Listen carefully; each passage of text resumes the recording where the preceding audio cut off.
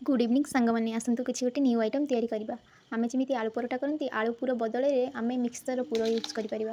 केमी कर मिक्सर सह पिज टमाटो कंचा लंका जीरा गुंड लुण आप चाहिए लेंबू चाट मसला टे चटपटा करने सबकि मिक्स करदे भलसे देन अटा को चकटी रखिथे रुटी जमी बेलती बेलीदे बेली सारापर ये पूरटा को देदेवे देकी बास टी आर तरीका अलग जे टी मोड़ी एमती मुझे मोड़ुची सेमती मोड़ीदेवे कारण जदि आम बेलिबा टी ठीक से बेली हेनी खाली पूरा बाहर को बाहरी आसो से मुझे मोड़ी देती आप भी सेमती मोड़ी पारे जदि आप बेली पारे ताहले बेलिबे किसी असुविधा ना आपको जमी पसंद सेमती करेंगे देन आपको फ्राए करदे फ्राए कलापर जमी परोटा बनाती जमी परोटा केमती फ्राए हुए सेमती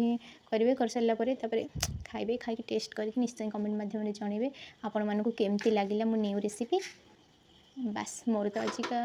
रेसिपी एमती थिला मत भी बहुत भल भी लगिला खाई सारापर से भाविली समस्त सहित सेयार भी करनी